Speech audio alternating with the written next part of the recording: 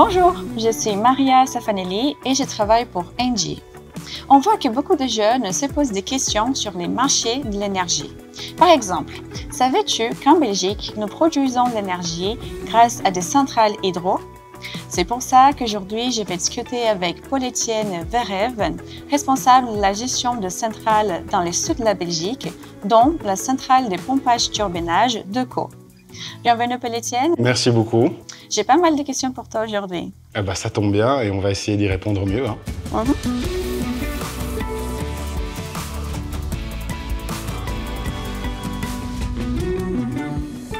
a fact! Alors, Paul-Étienne, notre première rubrique concerne les questions de jeunes. Tu veux savoir quelles sont les questions? Oui, bien sûr. Y a-t-il des sources d'énergie que nous négligeons? L'hydroélectricité, comment ça fonctionne? Qu'est-ce qui rend la centrale hydroélectrique de Caux unique en Belgique? Alors, commençons par la première. Paul-Étienne, c'est vrai qu'on parle beaucoup d'énergie solaire, d'énergie éolienne. On ne parle pas beaucoup d'énergie hydro. Est-ce que tu peux nous expliquer?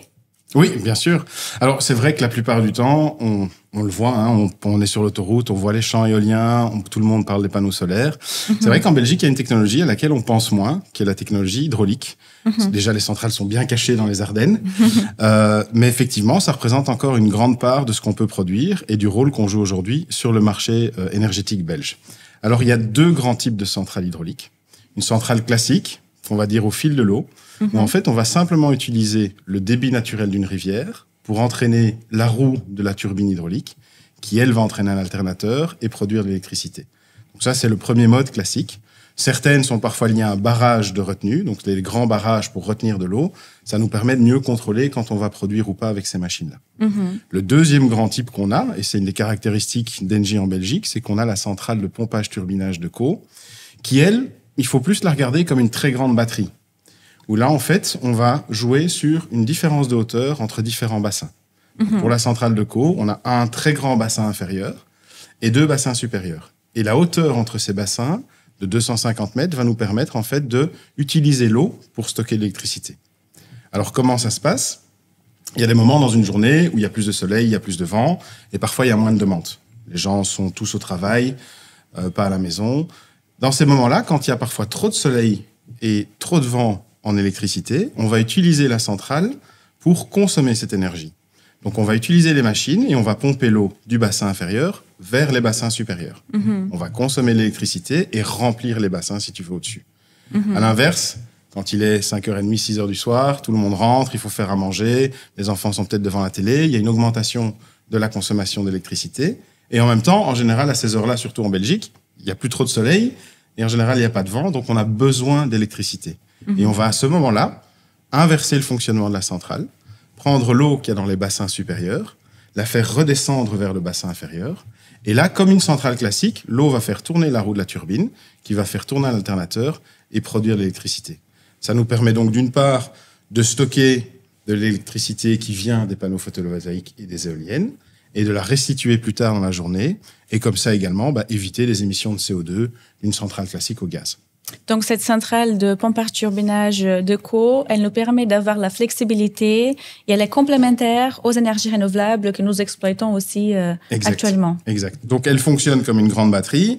Et la deuxième caractéristique principale de la centrale de Caux, c'est, comme tu viens de le dire, sa flexibilité. Il faut savoir qu'une centrale classique au gaz, comme on peut en voir en Belgique, il va lui falloir 4 heures à peu près pour démarrer et fournir toute l'électricité qu'elle peut fournir sur le réseau. 4 heures, c'est quand même relativement long s'il faut essayer de pallier à un nuage qui passe sur un champ de panneaux photovoltaïques ou une chute du vent sur un parc éolien. C'est pour ça que la centrale de Caux, ces 4 heures, en fait, c'est réduit à 2 minutes. Donc, en 2 minutes sur la centrale de Caux, on est capable de produire toute la puissance de la centrale et ça permet donc effectivement de compenser les fluctuations que peuvent avoir naturellement les énergies renouvelables, qu'on appelle aussi énergie intermittente. Et elle fournit de l'électricité pour combien de temps à peu près Alors, si les bassins supérieurs sont remplis au maximum, on parle en général d'une capacité énergétique de 5000 MWh. Alors, c'est quoi 5000 MWh? Si on prend une centrale au gaz classique, ça va représenter un fonctionnement de cette centrale-là pendant 12 heures. 12 heures. Si maintenant on prend l'équivalent en éolienne et on prend la même durée, donc une demi-journée 12 heures, on va être à peu près à l'équivalent de ce que peuvent produire 140 éoliennes pendant ces 12 heures. Donc c'est quand même pas mal d'énergie c'est beaucoup. dans ces grandes piscines. C'est très intéressant, oui. Et pourquoi donc on ne construit pas partout en Belgique ces types de centrales? Alors c'est fortement lié au mode de fonctionnement de la centrale. Hein. Donc il faut savoir qu'il y a effectivement cette différence de hauteur qu'on doit avoir entre les bassins supérieurs et inférieurs, parce que quand elle part des bassins supérieurs pour retourner vers le bas, c'est la force de gravité qui va naturellement faire couler l'eau. Et donc il faut trouver des endroits en Belgique où il y aurait cette grande différence de hauteur et de permettre de développer des bassins. Donc c'est très lié à la topologie, à la géographie d'un pays. Et la Belgique, malheureusement, elle est plus connue pour ses pistes cyclables et ses balades à vélo que ses pistes de ski. Oui. Donc, on est assez limité dans ce qu'on peut faire dans un certain pays pour développer un tout nouveau site. Par contre, ce qu'on fait chez Engie, c'est qu'on regarde toujours à des possibilités de développement sur des sites existants. Et donc, la centrale de Caux, aujourd'hui, ça fait maintenant 3 ans qu'on est en train de travailler avec toutes les équipes pour augmenter et sa capacité énergétique, donc les mégawattheures, et la puissance de la centrale. Et donc ça, c'est un projet qu'on est en train de développer maintenant, qui est en phase d'exécution et qui permettra d'augmenter, je vais dire, de 7,5% et les mégawattheures qu'on peut stocker et les mégawatts qu'on peut fournir quand il y a vraiment une grosse pointe de demande. Donc c'est une solution qui dépend du paysage Exact. et des ressources naturelles du pays. Tout à fait. Et des contraintes qu'on peut avoir effectivement pour développer tous ces projets.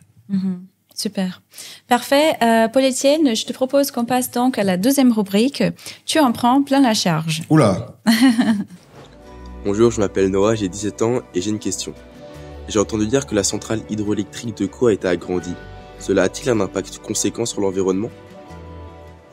C'est une question importante. Alors, qu'est-ce que nous avons fait, nous, Engie, qu'est-ce que nous avons fait pour réduire, pour minimiser l'impact sur la nature lié à l'extension de la centrale de Caux? C'est une très bonne question, mais il faut savoir que chez Engie, que ce soit pour des développements comme Caux, pour des développements éoliens, solaires ou autres, les contraintes environnementales font vraiment partie de nos priorités. C'est-à-dire qu'on va toujours tenir compte de ces contraintes. Maintenant, si je reviens sur le projet de Caux, la première phase du projet, ça a été d'augmenter la capacité d'un des 2 bassins supérieurs. Donc, c'est-à-dire qu'on a dû vraiment rehausser les digues pour augmenter le niveau et augmenter le volume de ce bassin-là. Donc, beaucoup de terre qui était nécessaire pour développer ce projet. Au total, pour donner un ordre de grandeur, c'est 1 million de mètres cubes de terre. Donc, c'est un volume très important qu'on a dû utiliser pour effectuer cet agrandissement. Il y avait plusieurs solutions à ce moment-là. Nous, on a opté vraiment pour la solution qui permettait de diminuer au maximum les nuisances. Et les nuisances principales dans ce genre de chantier, c'est l'acheminement de toutes ces terres.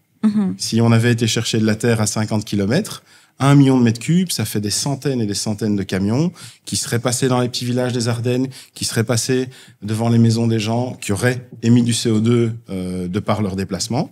Donc on a opté pour une autre stratégie où on s'est dit, OK, on a autour du bassin d'autres propriétaires qu'on connaît depuis des années parce que la centrale de Caux est là depuis plus de 50 ans. Allons les voir et voyons si on peut pas leur racheter leur terrain juste à côté du bassin. Comme ça, on évite les camions. On a de la terre qu'on connaît parce qu'elle est à côté de notre centrale. Super. Et ça, c'est une des premières étapes où, dans la conception déjà, on réfléchit à la meilleure approche pour limiter l'impact environnemental. Il y a l'après-projet. On a été creuser de la terre, donc on se retrouve avec des zones un petit peu comme des terrains vagues. Et là, ce qu'on a fait avec Engie, on a lancé une collaboration avec le département Nature et Forêt, un organisme qui cherche vraiment à promouvoir des développements de biodiversité. Et donc, typiquement à Caux, si tu y vas un jour, tu verras les énormes montagnes que représentent les bassins, et puis tu verras en dessous 2 grandes initiatives. La première, c'est qu'on a assemblé, si tu veux, des énormes roches pour créer vraiment ce qu'on appelle des empierrements. Okay. Et ça, naturellement, c'est un habitat propice au développement des insectes, de petits lézards, de toutes sortes de petits animaux qui retrouvent là une espèce de maison parce qu'ils sont à l'abri du vent, des intempéries, etc. Et la deuxième chose, c'est on a créé des zones humides naturelles. Okay. Donc là aussi, des endroits qui ont été aménagés, qui créent en fait des plans d'eau propices au développement des batraciens, d'autres insectes, etc. Donc on essaye vraiment, de par notre projet, d'augmenter encore, et c'était le but ici, avec la DNF, la biodiversité globale autour de la centrale de Caux. C'est très bien. En fait, c'est très intéressant de voir que vous avez étudié pour trouver la meilleure solution et que la collaboration avec les communautés locales, ça vous a permis de mettre en place une solution avec moins d'émissions et plus respectueuse de l'environnement. Tout à fait. Et en plus, comme tu as dit, tout ce qui est biodiversité, à chaque fois, pas que à Co, mais dans d'autres centrales, c'est quelque chose qui est suivi de près par Engie, par les équipes. Toujours. Et ici, on a vraiment essayé de travailler à une vraie intégration du site dans la nature, parce que la chance de la centrale de Co, c'est qu'elle est située au milieu des Ardennes, donc c'est un paysage déjà qui est très beau. Et une fois qu'on a fait ces aménagements, on a rajouté une troisième étape qui a été l'aménagement de sentiers de promenade pour les gens. Donc en fait, les gens peuvent aller se promener autour des bassins et justement passer à côté de ces zones de biodiversité qu'on a développées. Super, très intéressant. J'ai beaucoup appris aujourd'hui avec toi, Paul-Étienne, et à la fin, tu m'as donné une astuce pour ma prochaine balade du week-end. Bah écoute, toujours content en tout cas d'expliquer un petit peu comment fonctionnent nos actifs de production, et merci à toi pour toutes les bonnes questions qui ont été posées aujourd'hui. Saviez-vous que nous avons une grande centrale hydro en Belgique? Voici 3 points sur la centrale de pompage-turbinage de Co.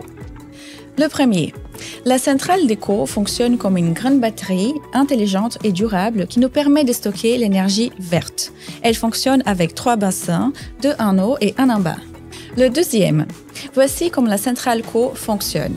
Lorsqu'il y a un surplus d'électricité, nous pompons l'eau vers les bassins supérieurs et quand la demande augmente, nous laissons passer l'eau vers les bassins inférieurs en produisant l'électricité. Comme la centrale peut fonctionner à pleine puissance très rapidement, nous pouvons réagir instantanément. Et les meilleurs, nous réduisons les émissions de CO2 parce que ça nous permet d'utiliser moins les centrales à gaz. Le troisième, avec l'extension récente des Co, Engie a augmenté la capacité de la centrale, mais a aussi investi dans la conservation de la nature et la biodiversité. Des grosses pierres pour les insectes, des nouveaux étangs et des sentiers rendent l'environnement autour des Co plus vert, mais aussi plus agréable pour la population et les animaux. Envie d'en savoir plus sur la contribution d'Engie à un avenir vert? Visitez notre site web.